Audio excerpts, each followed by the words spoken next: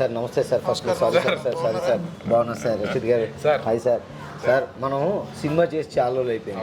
మీరేమో అప్పట్లో ఏమన్నా ఎలక్షన్స్ అయిపోయింది. ఆ తర్వాత ఏమో కల్కి అయిపోయినా అది అయిపోయింది. ఐపీఎల్ అది అన్నారు. కప్పు కూడా తెచ్చేసాం సార్. భారతీయుడు రిలీజ్ ఉంది 12వ తారీఖు.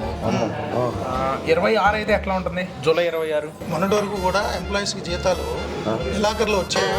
26లో 27లో 28లో సార్ మీరు ఎటు అందుకని డబ్బులు ఉన్నాయి కాబట్టి అప్పుడు అనుకున్నారు సార్.